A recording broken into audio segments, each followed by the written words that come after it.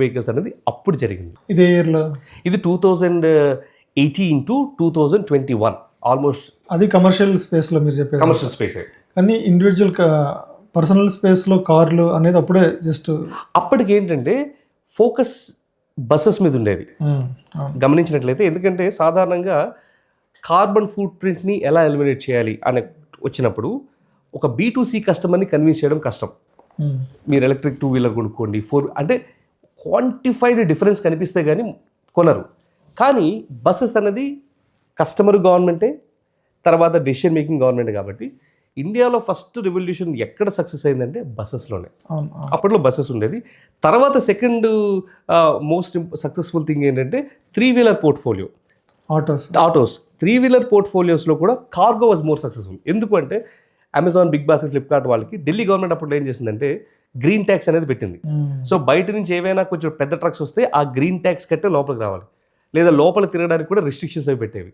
వీటి నుంచి తప్పించుకోవడానికి మెల్లగా ఈ కంపెనీస్ అన్నీ కూడా ఈవీస్లో మారాయి. So revolution first started in electric buses, then came to cargos 3 wheeler and 4 wheeler, and then 2 wheelers. Now what we are witnessing is 4 wheelers. 4 wheelers రావడానికి 2016-17 నుంచి 2025 వరకు 10 సంవత్సరాలు పట్టింది, both technology and business develop అవ్వడానికి. సరే, ఇప్పుడు మీరు ఫస్ట్ వాడిన ఈవీ కార్, ఈవీ వెహికల్, మీ పర్సనల్ వెహికల్ ఏది? ఐరనీ ఏంటంటే వేరేలా అనుకోకూడదు, నేను వృత్తి నిమిత్తం BYD కార్ వాడుతున్నాను, కానీ పర్సనల్గా నేను ఇంకా డీజిల్ వెహికల్ వాడుతున్నాను. రీజన్ కూడా చెప్తాను నేను. నాకు being a mechanical engineer, working in Germany and having worked there, నాకు చిన్నప్పటి నుంచి అండ్ స్టుట్గార్ట్లో ఉండేటప్పుడు కూడా మర్సిడీస్ బెంజ్ మ్యూజియం అది చూసి I was very inspired. So చిన్నప్పటి నుంచి నాకు ఎట్లా ఉండేదంటే బెంజ్ కార్ డ్రైవ్ చేయాలి. ఒకటి ఒక మిడిల్ క్లాస్ అబ్బాయికి అదొక యాస్పిరేషన్లా ఉంటుంది, ఒక ఇంజనీర్గా it's a best engineered product, దాన్ని డ్రైవ్ చేయాలన్నది. సో నేను ఒక 5-6 ఇయర్స్ బ్యాక్ తీసుకునేటప్పటికి అన్ఫార్చునేట్లీ మర్సిడీస్లో ఇంకా ఈవీ రాలేదు. వచ్చున్న 1.4 crores అప్పట్లో పెట్టడానికి మనసు వచ్చేది కాదు. సో అప్పుడు ఒక డీజిల్ తీసుకున్నా, I'm enjoying that. But again work పరంగా వచ్చేటప్పటికి I drive a BYD EV. ఒక డీజిల్ పెట్రోల్ వెహికల్కి ఈవీ వెహికల్కి డ్రైవింగ్ ఎక్స్పీరియన్స్లో ఏమైనా తేడా గమనించారా? ఏముంటుంది? చాలానండి, చాలా. ఇప్పుడు మనకి అంటే ఎందుకు అడుగుతున్నా అంటే చాలామంది కార్ లెవెల్స్ వాళ్ళందరికీ ఇంకా ఆటోమేటిక్ ఎంత అడ్వాన్స్ అయినా సరే ఇంకా ఆ గేర్ వేసి ఆ కిక్ దానికోసం ఇంకా దాంట్లోనే ఉన్నారు. ఈవీలోకి చాలా మంది రాలా. కానీ ఈవీలో ఉండే కొత్త ఎక్స్పీరియన్స్ ఏంటి మీరు చెప్తాను నేను. ఫస్ట్ ఆఫ్ ఆల్ CVT అంటే control variable transmission, which is automatic versus manual, దాని గురించి చెప్తాను. కస్టమర్ ఎక్స్పీరియన్స్ పర్స్పెక్టివ్ ఈ రెండు చెప్తూ ఈవీ పర్స్పెక్టివ్ కూడా తీసుకొస్తాను. ఇన్ఫ్యాక్ట్ ఈ క్వశ్చన్ ఎవరు అడగలేదు. నా అండర్స్టాండింగ్ ఏంటంటే I think you are also an automotive lover, మీరు కూడా ఇవన్నీ ఎక్స్పీరియన్స్ చేస్తారు కాబట్టి ఈ క్వశ్చన్ అడిగారని నేను అనుకుంటున్నా. సాధారణంగా ఇది అందరికీ ఉంటుందండి, ఆ ఫస్ట్ గేర్లో నేను రేస్తే అది వెళ్ళగలగాలి అనేది, విచ్ ఇస్ ఫేర్. మెల్లగా CVTలోకి వచ్చేటప్పటికి ఇప్పుడు కూడా కాస్త వాటిలో కూడా మాన్యువల్ వచ్చి అవన్నీ వచ్చినాయి. కానీ ఇక్కడ మీరు ఎనర్జీ ఎఫిషియన్సీ అనేది చూడండి. ఎనర్జీ ఎఫిషియన్సీలో నేను మీకు కొన్ని స్కీమా చెప్తాను. ఇంజన్లో ఫ్యూయల్ బర్న్ అవ్వాలా, ఆ పిస్టన్ లేటరల్ మూమెంట్ రోటరీ మూమెంట్లో క్రాంక్ షాఫ్ట్ మూమెంట్ పిస్టన్లో వచ్చి అది మనకి ట్రాన్స్మిషన్లోకి రావాలా, గేర్ బాక్స్ దగ్గరికి, ఆ గేర్ బాక్స్ దగ్గర నుంచి వీల్స్లోకి వెళ్ళాలి. ఫ్రమ్ అన్ ఎనర్జీ పర్స్పెక్టివ్ చూసుకున్నట్లయితే 33% ఎఫిషియన్సీనే. Okay, from a mechanical transmission పర్స్పెక్టివ్లో చూసుకున్నట్లు కూడా అంతే. అంటే there is always whenever things are mechanical there is always lag అండి. అది మనము డే టు డే దీంట్లో కూడా మనం ఎక్స్పీరియన్స్ చేస్తాం. ఏదైనా మెకానికల్ ఏదైనా వచ్చినప్పుడు there will always be something called lag.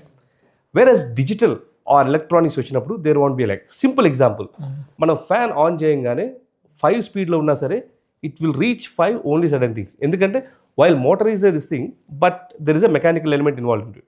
అదే లైట్ వేస్తే ఇలా రాదు, ఆన్ చేయగానే వస్తుంది. Now the same thing between a diesel or a petrol car versus an electric vehicle car. Electric vehicle కార్లో mechanical components are limited. For example ఆ wheel ఏంటి, it's a motor. ఏ మోటార్? ఇప్పుడు మన చిన్న టాయ్ కార్స్లో బ్యాటరీలు పెట్టి మోటార్ పెట్టుకుంటారు, ఇది అదే, కాకపోతే దీని కెపాసిటీ ఎక్కువ. అండ్ దానికి వెళ్ళే ఇన్పుట్ కంట్రోలర్స్ కూడా డిజిటల్/ఎలక్ట్రికల్ సిగ్నల్సే. అంటే when I press my accelerator, diesel engine ఏమవుద్ది, వాల్వ్ ఓపెనింగ్ పెరుగుద్ది, వాల్యూమ్ ఆఫ్ ఫ్యూయల్ పెరుగుద్ది, దాని కంబషన్ ఛాంబర్లో కంబషన్ అయ్యే కెపాసిటీ పెరుగుద్ది, ఇవన్నీ జరగాలి. దీనికి అలా లేదు. స్విచ్ ఆన్ చేస్తే ఆన్ అయిందా, స్విచ్ ఆఫ్ చేస్తే ఆఫ్ అయిందా. ఫర్ ఎగ్జాంపుల్ నేను టెస్లా డ్రైవ్ చేశాను when I had an opportunity in US, అప్పుడు ఇంకా ఇండియాలో టెస్లా రాలేదు. అది ఒక్కసారి యాక్సిలరేటర్ కిక్ చేయగానే నాకు డీజిల్ వెహికల్కి వచ్చిన కిక్ ఏదైతే ఉందో అట్లాంటి అడ్రినల్ రష్ వచ్చింది. సో ఎవరైతే అరే ఈవీస్ టాయ్ కార్స్ కదా, ఈవీస్ చిన్నపిల్లలకి కదా. నేను ఫస్ట్ విన్న కమెంట్ ఏంటి తెలుసు, ఈవీ అనగానే పికప్ ఉండవు అనేవారు. కానీ నేను ఎక్స్పీరియన్స్ చేసిన తర్వాత పికప్ ఉండకపోవడం ఎలా పెడితే రెస్పాన్స్ ఎందుకు ఎగ్జాక్ట్ చెప్తున్నా కదా, అక్కడ మెకానికల్ లాగా లేదు, ఇట్స్ ఆల్ ఎలక్ట్రానిక్ అండ్ ఆ మోటార్ ఈజ్ ఆల్ ప్రోగ్రామ్డ్ కదా, ఇంత కరెంట్ వస్తే ఇంత ఆర్పిఎం. సో ఆ అడ్రినల్ రష్ కావాలనుకునే వాళ్ళకి ట్రస్ట్ మీ మాన్యువల్ కార్ కంటే ఈవీ ఇచ్చే రెస్పాన్స్ అండ్ ఆ rush is amazing. And at the same time deceleration కూడా అంతే. ఒక్కసారి యాక్సిలరేట్ మీద కాల్ తీసాము అని అంటే the power to that particular traction is cut down. The minute you apply the brake, again the response will be very quick and positive. Kabatti, both in an acceleration as well as the deceleration mode, EVs are the best in terms of their response time. ఎవరైతే ఆ rush చూసుకుంటున్నారో they have to experience the right EV car. నేను experience చేసిన ఇంకో main intent ఏంటంటే, మీకు petrol car అయినా సరే ఎంత స్మూత్ ఉన్నా సరే ఆ ఇంజన్ వల్ల ఎంతైనా కొంత వైబ్రేషన్ ఉంటుంది వెహికల్లో. మీరు ఎంత మంచి కార్ తీసుకుని ఏదన్నా వైబ్రేషన్ అయితే ఎంతో కొంత ఉంటుంది. మీరు సిటీ డ్రైవ్స్ లో తెలుసు, కానీ లాంగ్ డ్రైవ్స్ వెళ్తున్నప్పుడు ఎలక్ట్రిక్ వెహికల్ ఏమి ఉండదు, మనం జస్ట్ ఏదో ట్రైన్ లో కూర్చొని వెళ్తున్నట్టే ఉంటుంది. వైబ్రేషన్ అనేది ఎక్కడ ఉండదు. అదొకటి నేను బాగా ఎక్స్పీరియన్స్ చేశా. అప్పటి నుంచి నేను ఏంటంటే సరే నెక్స్ట్ కార్ ఈవీకి వెళ్దాం, ఇందులో డౌటే లేదండి. ఫర్ ఎగ్జాంపుల్ చెప్పినట్టుగా నేను డీజిల్ కార్ డ్రైవ్ చేస్తాను, ఆ రగడ్ అనేది వస్తుంది. At the same time work టైంలో ఐ డ్రైవ్ ఇన్ ఈవీ, చాలా అసలు సాఫ్ట్గా స్కూటీ కంటే తక్కువ సౌండ్ వస్తుంది. దీనివల్ల ఏమైందంటే మీకు లాంగ్ డ్రైవ్స్లో కూడా స్ట్రెయిన్ అవ్వడం ఆటోమేటిక్గా తగ్గిపోద్ది. ఇంకా కోవిడ్ ఆ టైంలో గమనించినట్లయితే చిన్నపిల్ల ఊపిరితిత్తుల మీద ఆపరేషన్స్ చేసి ఒక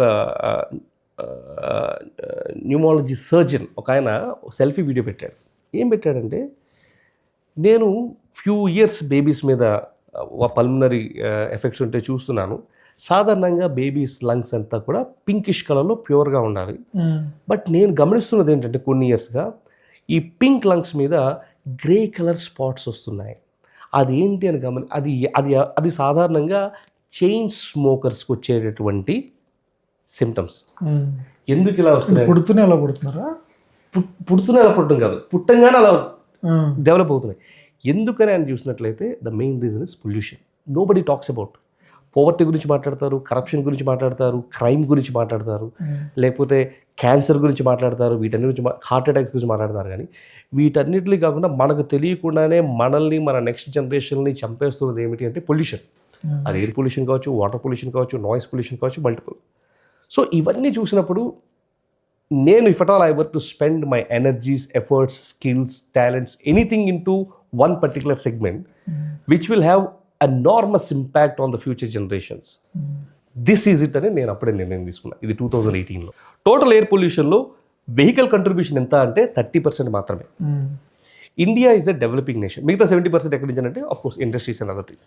C we are all said and a developing economy. Developing economy అంటే మన ఇన్ఫ్రాస్ట్రక్చర్ వర్క్స్ జరుగుతూనే ఉంటాయి, మన మెట్రో కన్స్ట్రక్షన్స్ జరుగుతూనే ఉంటాయి, దానికి కావాల్సిన సిమెంట్ ఫ్యాక్టరీస్ కానీ వేరే ఫ్యాక్టరీస్ కానీ కోల్ బేస్డ్ ఎనర్జీ ప్రొడక్షన్ కానీ అవన్నీ కావాల్సినవే.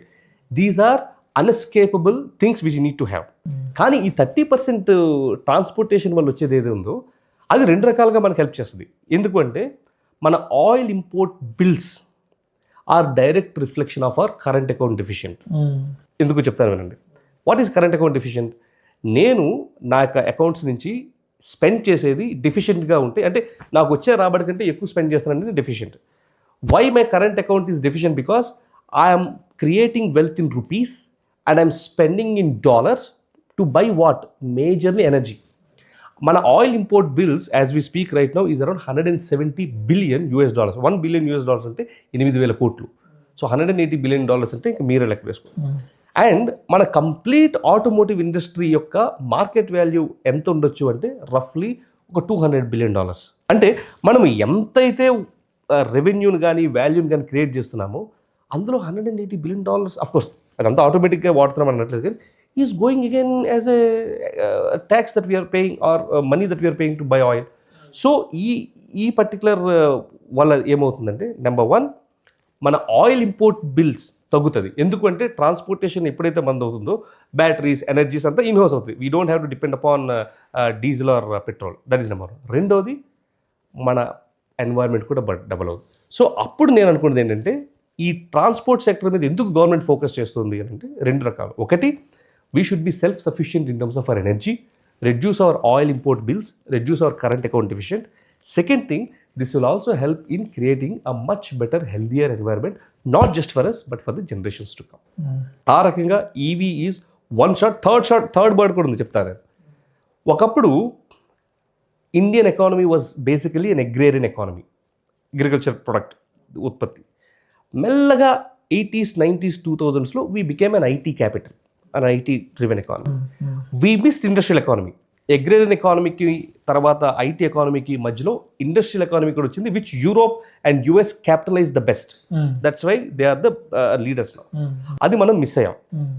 కానీ ఆ తర్వాత ఐటీ ఎకానమీ తర్వాత వచ్చింది e commerce economy. We are able to catch up. ఈ కామర్స్లో మనల్ని ప్రస్తుతానికి కొట్టేవారు లేరు. The way we penetrated to Tier 2, Tier 3 rural.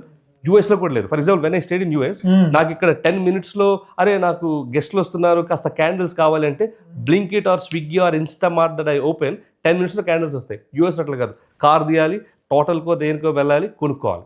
Right. So e commerce also we are there. ఆ తర్వాత ఇంకేదైనా ఉంది అని అంటే అది EV revolution. EV revolution China almost 40 years back start చేసింది. 1980s నుంచే they started investing in mines. బ్రెజిల్లో ఎక్కడ కోబాల్ట్ అండ్ లిథియం మైన్స్ కొన్నా దాని ఓనర్ ఎవడు అని వెళ్ళి చూస్తే చైనా.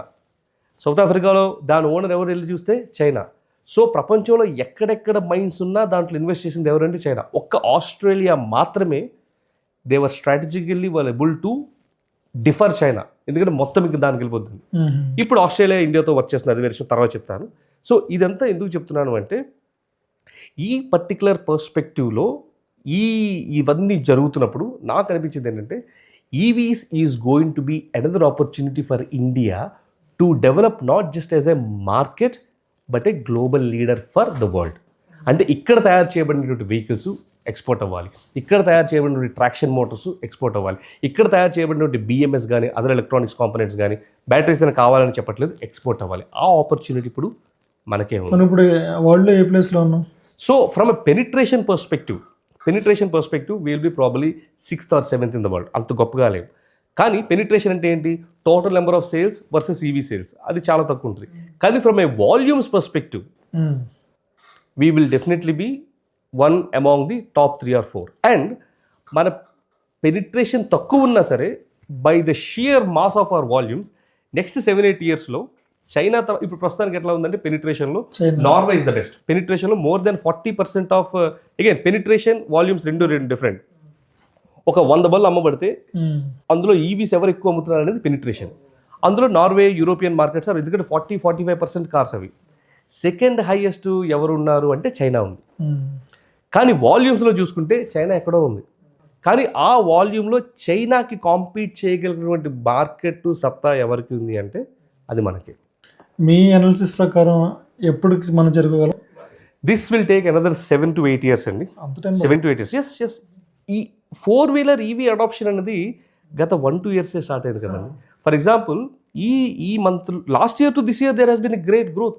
సెప్టెంబర్ కల్లా 1 million units సేల్ అయినాయి. ఎంత డిఫరెన్స్ లాస్ట్ ఇయర్కి ఇప్పటికి గ్రోత్ ఎంత? లాస్ట్ ఇయర్కి ఇప్పటికీ మనకి CGIలో చూసుకున్నట్లయితే 37% గ్రోత్ ఉంది, ఆల్ ఈవీస్ పుట్ టుగెదర్. ఏదైనా వెహికల్, ఏదైనా టెక్నాలజీ బద్దలాలంటే రెండేనండి. ఒకటి, దాని direct benefits in terms of cost కస్టమర్కి కనబడాలి, ఇన్ టర్మ్స్ ఆఫ్ దాని ఆపరేషన్స్ అండ్ మెయింటెనెన్స్ కూడా కనబడాలి. ఈ ఫేమ్ 1.0 కానీ ఫేమ్ 2.0 కానీ పాలసీస్ ద్వారా ఏం చేశారంటే ఆ మెల్లగా సబ్సిడీస్ ఇస్తూ ఎలక్ట్రిక్ వెహికల్కి, రెగ్యులర్ 2-wheelers నుంచి చెప్తున్నాను, ఎలక్ట్రిక్ వెహికల్కి 2-wheelerకి మధ్యన ఉన్నటువంటి సారాంశం తగ్గించారు. ఎప్పుడైతే తగ్గించారో జనాలు ఇది వాడడం మొదలుపెట్టారో దే స్టార్టెడ్ నోటీసింగ్, అరే నేను 100 రూపాయలు పెట్టి పెట్రోల్ పెడితే నాకు వచ్చే 30 లీటర్లు 40 లీటర్ల బైక్ది చూస్తే నాకేమో ఇంచుమించు 3 రూపాయల నుంచి 4 రూపాయల వరకు పడుతుంది కిలోమీటర్కి. అదే ఇది ₹10 అయిపోతుంది 2-wheeler. ఎప్పుడైతే జనాలకి ఇది అలవాటు అయ్యడం మొదలుపెట్టిందో వాల్యూమ్స్ పెరిగినాయి.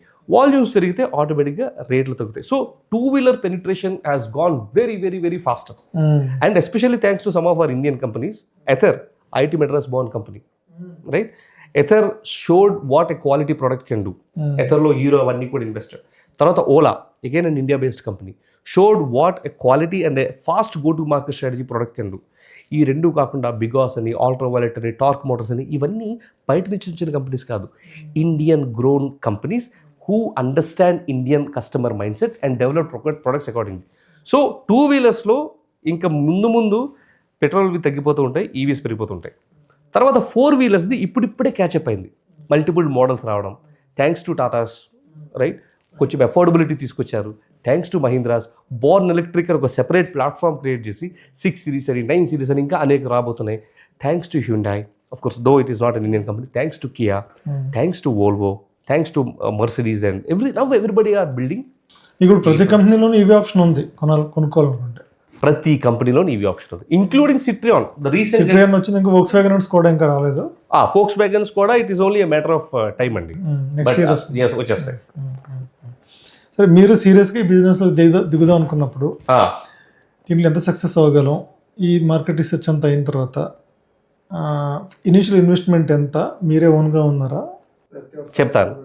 ఎప్పుడైతే నేను ఇది గతిలోంచి చేశానో నాకు క్యూరియాసిటీ పెరిగింది. ఒక సర్వీస్ బేస్డ్ కంపెనీ నుంచి ప్రొడక్ట్ దాంట్లోకి వెళితేనే నాకు ఇంకా నాలెడ్జ్ వస్తుందని చెప్పి అప్పట్లో ఒలెక్ట్రా గ్రీన్, మీకు ఐడియా ఉంటుంది కదా, బస్ మ్యానుఫ్యాక్చరింగ్ కంపెనీ. ఆ bus manufacturing company mega engineering అమ్మేశాక there was a group which started a company call ETO Motors. ETO Motors ద్వారా ఏంటంటే ఎలక్ట్రిక్ 3-వీలర్స్ బోత్ ప్యాసింజర్ అండ్ కార్గో తయారు చేసి వాటిని డెలివరీస్లో వాడాలనేది ఆ కంపెనీ యొక్క ఉద్దేశం. ఆ ఈటో మోటార్స్ కంపెనీ కోర్ ఫౌండింగ్ టీంలో నేను జాయిన్ అవ్వడం జరిగింది గతి నుంచి, 4 ఇయర్స్ గతి తర్వాత. అప్పుడు ఈ యొక్క ప్రొడక్ట్స్, వాటి యొక్క మ్యానుఫ్యాక్చరింగ్, వాటి యొక్క నిటిగ్రిటీస్ నేను అర్థం చేయడం జరిగింది. అర్థం చేసుకున్నాక ఒక ఈవీ కంపెనీ పెట్టాలంటే నాకు అర్థమైందంటే కనీసం 20-30 కోట్లు అయితే ఉండాలి. అది నేనైనా రేస్ చేయగలగాలి, లేదా బ్యాంక్ నుంచి అయినా తీసుకురాగలగాలి, మినిమం ఇది. ఈవీ కంపెనీ అంటే EV charging station manufacturing company, electric vehicle manufacturing company అప్పట్లో నేను చెప్పేది. సో ఇది మన వల్ల కాదు, కానీ ఇంకా మైండ్ ఉంటూనే ఉంది. ఆ తర్వాత అక్కడి నుంచి నేను గవర్నమెంట్ ఆఫ్ ఆంధ్రప్రదేశ్కి వెళ్ళాను, ఆ స్టోరీ అంతా మీకు తెలుసు. తర్వాత యూఎస్కి వెళ్ళాను. యూఎస్ నుంచి వచ్చాక నాకు 2 స్ట్రాంగ్ ప్రాబ్లమ్ స్టేట్మెంట్స్ కనిపించింది. ప్రాబ్లమ్ స్టేట్మెంట్ 1, ఈవీస్ అనేవి సక్సెస్ఫుల్ అవ్వాలి అంటే ఎక్కడ మనం ఎటు చూసినా పెట్రోల్ బంక్స్ కనిపిస్తున్నాయో, ఎటు చూసినా ఛార్జింగ్ పాయింట్స్ అనేవి కనిపించాలి. అప్పుడు అందరూ రేంజ్ యాంగ్జైటీ అంటారు, కానీ రేంజ్ యాంగ్జైటీని మీరు 1000 కిలోమీటర్లు ఇచ్చినా మరి 1001 కిలోమీటర్ల అనే యాంగ్జైటీ ఉంటుంది. అదే ఎక్కడ పడితే అక్కడ ఛార్జింగ్ ఉందనుకోండి, మీరు 100 కిలోమీటర్లు ఇచ్చినా ప్రాబ్లం లేదు, 100 కిలో ఏముందప్ప, పక్కనే నాకు ఛార్జర్ ఉంది, ఓ 15 నిమిషాలు కూర్చుంటే. సో నాకు అర్థమైంది ఏంటంటే సాల్వ్ చేయాల్సిన ప్రాబ్లం రేంజ్ యాంగ్జైటీ కాదు, అదేంటంటే అది ఒక కోరికలాగా ఎంత ఇచ్చినా కావాలని ఉంటుంది. But if you can solve charger anxiety, charging anxiety, that is the biggest thing అని ఒక ఐడియా వచ్చింది. Again I came to one of the investors in ETO. ఆ పెద్ద మనిషి దగ్గరకు వచ్చి నాకు ఇలా ఆలోచన వచ్చింది, ఈ ఛార్జర్ దాంట్లో చాలా మంచి స్కోప్ ఉంది, నేను పరిగెడతాను, బిల్డ్ చేస్తాను, బట్ ఏ బిజినెస్కైనా మనకి కావాల్సింది ఒక మంచి capital. You support me with that capital investment కొంతవరకు, ఒక 1.5-2 ఇయర్స్ వరకు.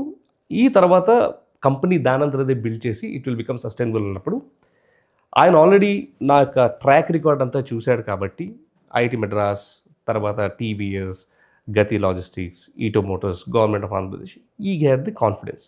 సో అతనుకున్న ఫ్యాక్టరీస్లో ఆయనకు ఒక ట్రాన్స్ఫార్మర్ మ్యానుఫ్యాక్చరింగ్ ఫ్యాక్టరీ ఉండేది. ఆ ఫ్యాక్టరీలో కొంత స్పేస్ నాకు, సరే నువ్వు ఛార్జర్స్ మ్యానుఫ్యాక్చర్ చేసుకుంటే చేసుకో అని చెప్తూ కావాల్సిన సపోర్ట్, లీగల్ సపోర్ట్ కానీ, సెక్రటరీ కాంప్లైన్స్ సపోర్ట్ కానీ, హెచ్ఆర్ సపోర్ట్ కానీ అది ఇస్తూ, టీమ్ని బిల్డ్ చేసుకోవడానికి కావాల్సిన ఫినాన్షియల్ సపోర్ట్ ఇస్తూ, then he said you be there, I'm with you, నువ్వు పరిగెట్టు, నేను వెనకతలు ఉంటానన్నా. సో జనవరి 2024లో యూఎస్ నుంచి రాగానే ఒక ఫ్యూ మంత్స్ నేను ఇదంతా చేశాక జనవరి 2024లో ఈ థండర్ ప్లస్ అనేటువంటి బ్రాండ్ స్టార్ట్ చేసి ఫస్ట్ మంత్ మొత్తం బిల్డింగ్ అదంతా చూస్తే 8.3 lakhs చేసాం. 8.3 lakhs ఛార్జర్స్ అమ్మడము, పెట్టడము, అలా ఇలా. జనవరి 2025 వచ్చేటప్పటికి that 8.3 lakhs has become 83 lakhs per month, 10x growth. Okay, March 2025కి we close the numbers at $1.2 million, 10 కోట్లు టాప్ లైన్ చేశాము విత్ 5% పాజిటివ్ ఎబిటా. ఎందుకు ఇది పాజిటివ్ ఎబిటా చెప్తున్నాను, ఎనీ కంపెనీ ఫస్ట్ 1-2-3 years వరకు బర్న్ చేయాల్సిందే. బర్న్ అంటే ఆ వచ్చే రాబడి ఖర్చుల కంటే తక్కువే ఉంటుంది.